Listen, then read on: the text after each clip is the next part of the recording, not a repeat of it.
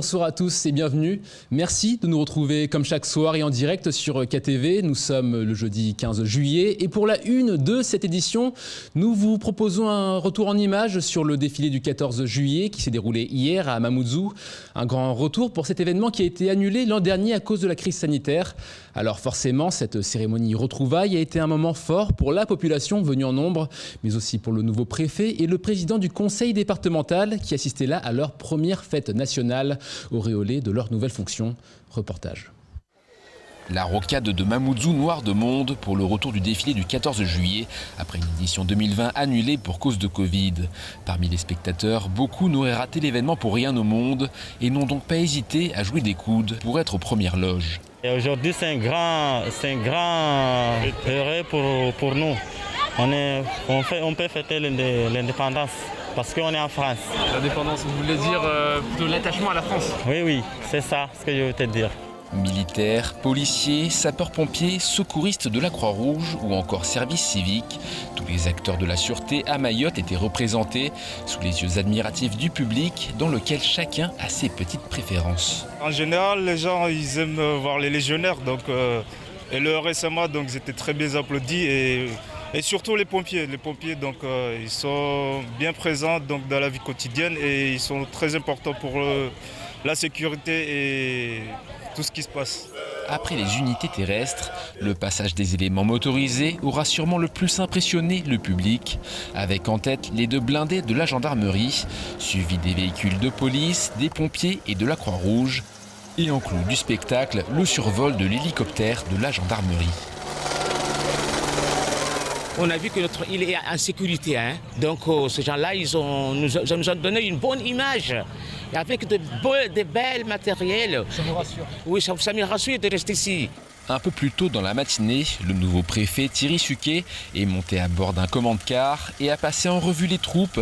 Un moment fort pendant lequel il a pu voir l'ensemble des moyens de l'État pour la sécurité, mais aussi l'attachement de la population mahoraise à la France et ses valeurs.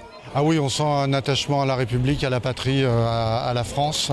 Voilà, c'est sensible et on entend les applaudissements et voilà un moment vraiment émouvant et dans ces moments-là, on est très fiers d'être français, d'être préfet à Mayotte.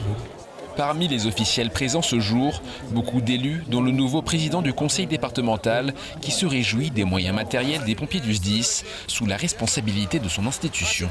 Je vois qu'on est bien équipé au SDIS. Oui, vous avez remarqué vous-même que déjà nous sommes dotés de beaucoup de matériel, du neuf. Mais comme je le dis, c'est toujours sujet à des ajustements, mais on se ravit déjà de voir que nos pompiers sont bien équipés pour la sécurité des Mahorais. Après le défilé, les officiels se sont retrouvés devant la MJC de Ngombani pour une cérémonie républicaine, au cours de laquelle 4 policiers municipaux de Mamoudzou ont reçu leur permis de port d'armes. Le préfet Suquet, lui, a prononcé son premier discours public, dans lequel il a réaffirmé les engagements de l'État pour assurer la sécurité des citoyens. Et si le défilé a permis de mettre à l'honneur les forces de sécurité du territoire, il n'en demeure pas moins que l'insécurité reste une problématique majeure à Mayotte. Présent sur notre plateau ce matin, le nouveau préfet en fait l'une de ses priorités. Pour lui, il n'est pas nécessaire d'obtenir de nouveaux moyens. La clé se trouverait dans une réorganisation des forces en présence. Écoutons Thierry Suquet au micro de Patrick Milan. Alors avant de venir à Mayotte, j'étais préfet délégué défense et sécurité à Lyon. C'est un mot très long pour désigner un préfet de police qui n'a pas l'autonomie d'un préfet de police comme à Paris ou à Marseille, mais qui gère exactement les mêmes sujets. Donc tous les jours à Lyon, je me suis occupé de la lutte contre la délinquance, de la lutte contre les violences urbaines, du démantèlement des points de stup et des deals. Pour ça, on s'est appuyé d'abord sur une présence régulière et constante de la police et de la gendarmerie. On a partagé des diagnostics avec quelques mairies sur les points primordiaux, là où il fallait qu'on soit, là où c'était important, là où ça allait être perçu par les habitants. Parce que notre problème, c'est que la police et la gendarmerie sont présents là toutes les nuits. Oui.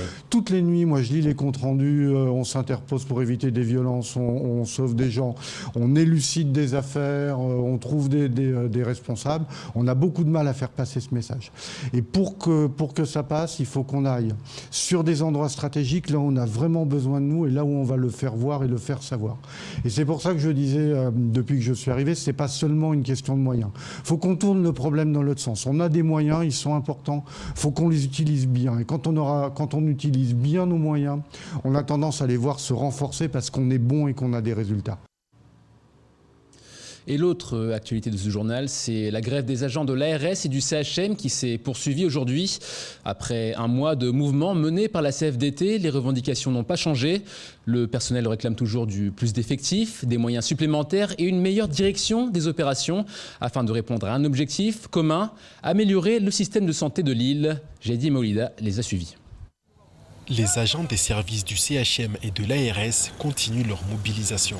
Un mois après leur dernière manifestation, leurs revendications ne changent pas. Le système de santé à Mayotte doit s'améliorer. Nous manquons cruellement d'infirmiers ou d'infirmières. Dans le corps médical, nous manquons énormément de médecins. Pareil, que ce soit en psychiatrie ou dans les autres services. Dans les agents administratifs, nous en manquons aussi. Nous manquons d'assistantes sociales. Nous manquons de psychologues. Nous manquons cruellement de tout, de quasiment tous les corps de métier au CHM. Et donc, pour prendre en charge les patients de manière la plus adaptée, c'est pas possible. Si les revendications ne changent pas, les acteurs si. De simples citoyens ont accompagné les agents aujourd'hui dans leur combat afin de les soutenir.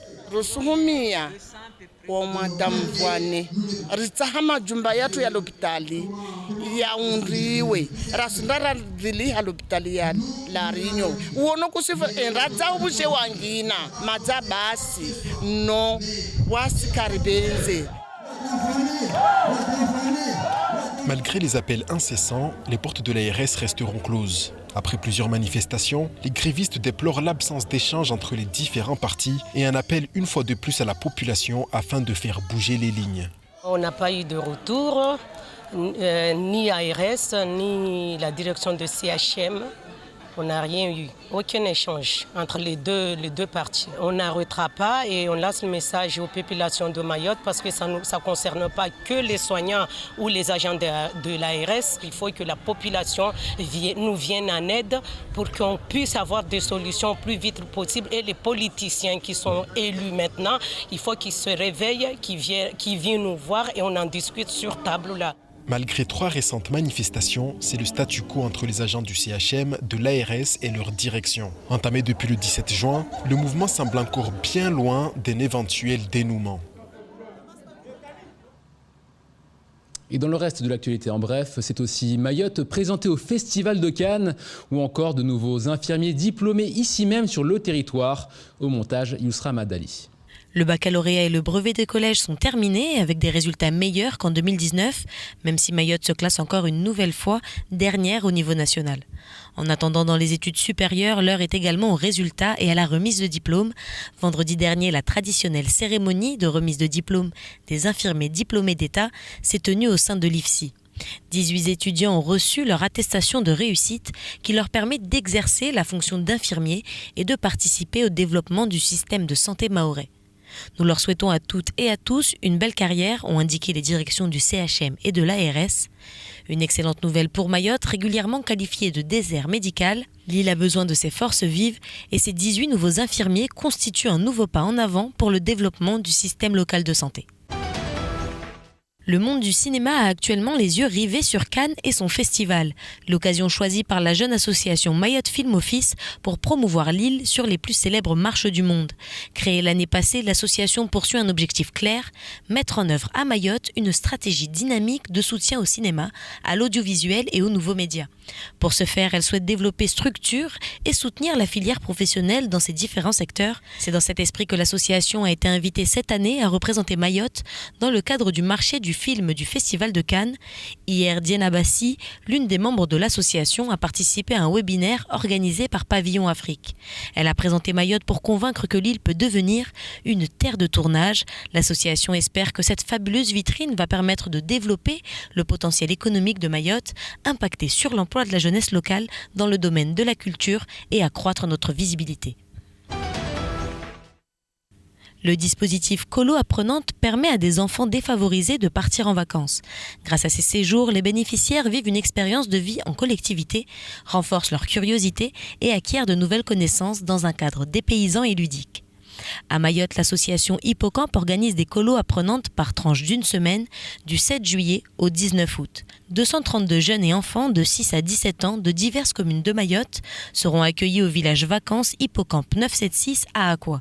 Les jeunes pourront pratiquer des activités kayak et de la natation avec à chaque fois des initiations sur les bases. Les jeunes seront aussi sensibilisés sur la question des déchets. Ils pratiqueront la randonnée pédestre afin de les sensibiliser sur l'importance de la sauvegarde de la biodiversité mahoraise. D'autres activités ludiques sur les déchets, l'eau, les mangroves ou encore la biodiversité sont au programme. Et un mot de santé à nouveau. Depuis la prise de parole du président de la République ce lundi, le pass sanitaire est au cœur des discussions. La fracture grandit partout en France entre ceux qui veulent imposer le vaccin et ceux qui refusent d'y recourir.